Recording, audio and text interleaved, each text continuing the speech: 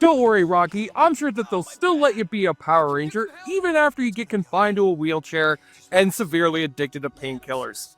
Jesse Shade here for Awfully Good Movies on behalf of the JoBlo YouTube network, and with the Mighty Morphin Power Rangers set to live on in yet another reboot for Disney Plus, it has been a long 30 plus years since Saban's westernized take on Japan's Super Sentai series first became a huge phenomenon with the youth of America over its many reincarnations the next 3 decades. But the box office success of the Mighty Morphin movie in 1995 gave way to its far less successful follow-up that would also serve as a prequel for its latest TV incarnation, where our newly Turbo Rangers must save the world from a boobalicious space pirate who's chasing down some sort of Ewok look-alike alien that has a magical interdimensional key so that she can unleash a lava monster or something. Even for devout Power Rangers fans, it's an undeniable step down from its far more dignified cinematic predecessor, which ended with a badly CGI'd robot getting hit in the nuts, but at least that movie had the awesomeness of Ivan Ooze, who incidentally has way sexier cleavage than the villain in Turbo. So now it's Morphin time to rewatch my review on the Turbo movie in memory of dearly departed Ranger Jason David Frank, who will live on far longer in our memories than the 2017 Power Rangers reboot movie, which I tied this review into, in this more phenomenal episode of Awfully Good Movies.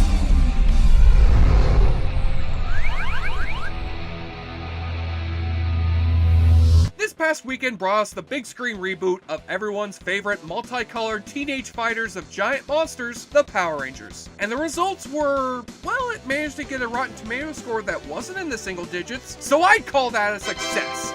But for 90s kids like me, nothing can replace the great times we had with the original Mighty Morphin Power Rangers. With the show taking fight scenes from the Japanese Super Sentai TV show and filling the rest of it with new scenes starring American actors, it was nothing short of a phenomenon. The toys, the video games, the tomato-flavored pastas, the instructional dance videos.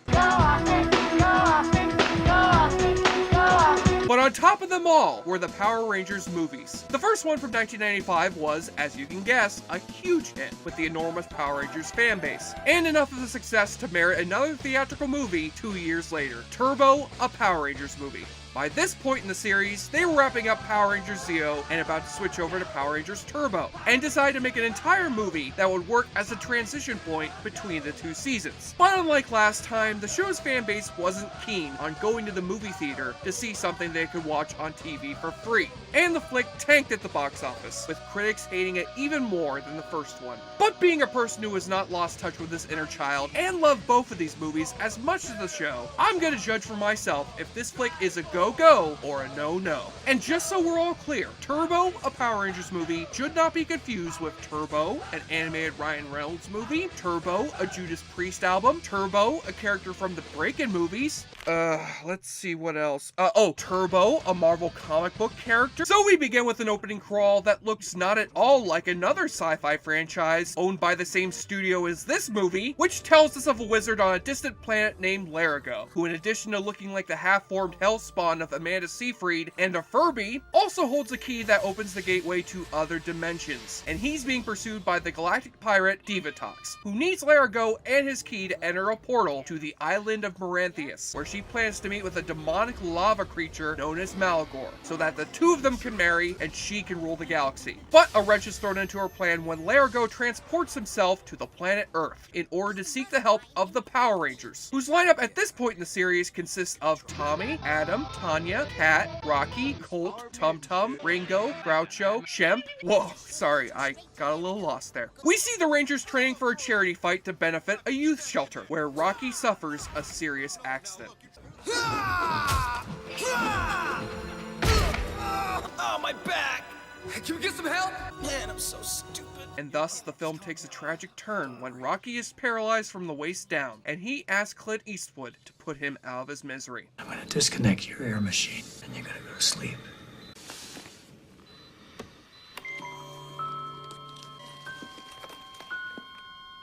I'm kidding, he's gonna make a full recovery, but he's unable to join his fellow Rangers when Zordon and Alpha call them on a rescue mission to pick up Larigo in Central Africa. And while Tommy and Kat are scouting for him, a chance encounter with a snake ends up destroying Kat's morpher.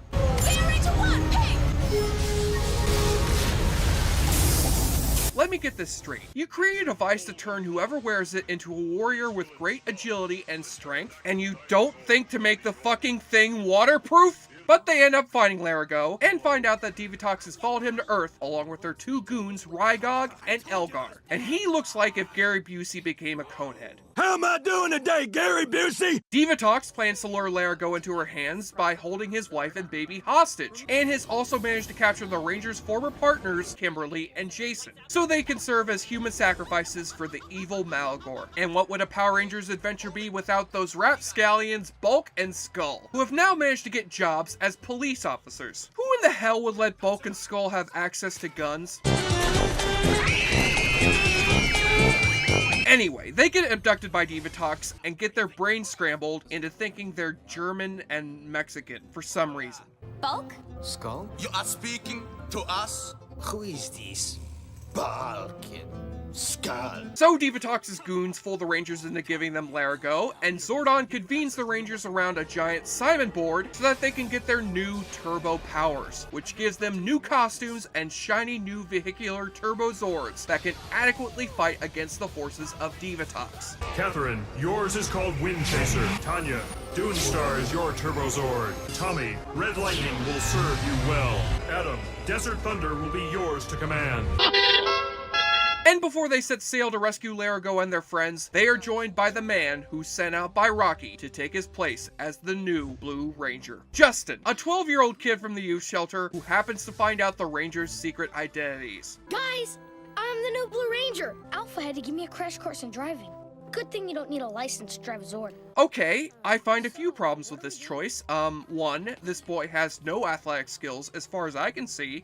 Two, he has Johnny Ramone hair. And three, he's a 12-year-old child! But that's only one of many things which bug me about this movie. Because though that first Power Rangers movie is pretty damn bad in retrospect, it felt like a movie. You can see that they had a bigger budget and scope, and they used those to their advantage. But Turbo literally just feels like a long episode of the TV show. Right down to the fact that Zordon has gone from looking like an actual human head to again looking like he did on the show, like the blurred head of the lead singer for the Pixies.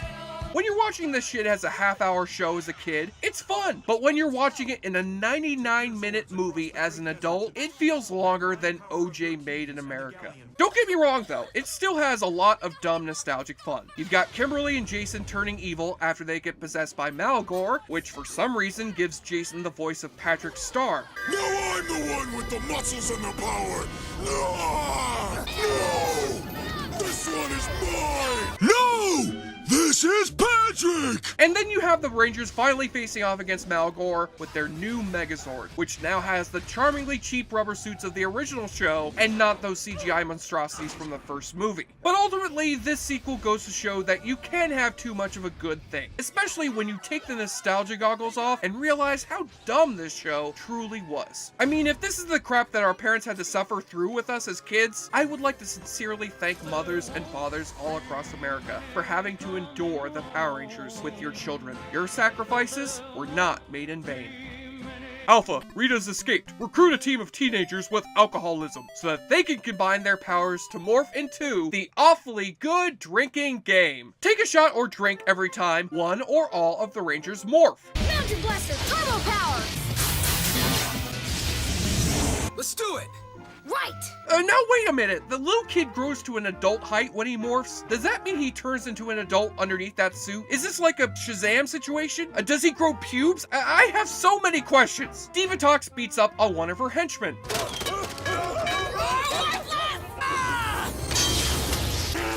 Not again! Look, if any henchman from Power Rangers deserve to get their hand fucked up like that, it should be that annoying ass Alpha 5. Larigo uses his glowing powers of wizardry.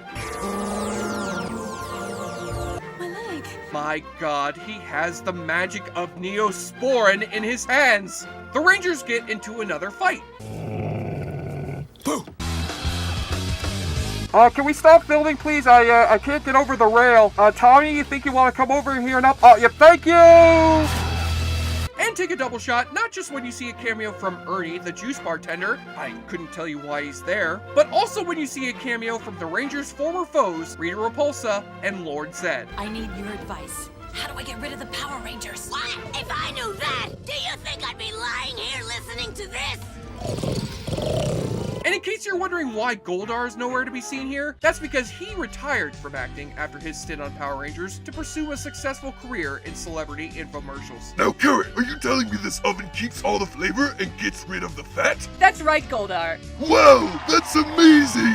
And on the nudie watch, I don't think there's any getting around the fact that Divatox's cleavage is showing prominently through most of this children's film. I mean, hey, if they can rip off Ivan Ooze's look for Apocalypse in the last X-Men movie, why not rip off Divatox for the next X-Men villain? I don't know, call her Boobilicus. On the enjoyableness continuum scale from Bold to Bruce, Turbo, a Power Rangers movie, will have you thinking that Power Rangers Christmas Special isn't so bad in retrospect, and combines its swords to form a 5 out of 10. So we get 2 Power Rangers movies, yet not a single Big Bad Beetleborgs movie? Man, life is just not fair. I'm Jesse Shade for JoBlo.com, and like any good Power Rangers episode, let us end with a message from the Power Rangers. Hey kids, cutting off someone's hand may have looked fun in this movie, but if you think about doing it in real life, just make sure you sharpen your blades first, okay? Okay. This was a message from the Power Rangers asking you to play safely. JoBlo, he sure likes to drink a lot. JoBlo won't just movie like the hero man. JoBlo. Thank you for clicking on our video, everybody. If you like what you saw here, please make sure you like the video and subscribe and share with your friends who like this sort of content. JoBlo was created by movie fans for movie fans, and we appreciate your support.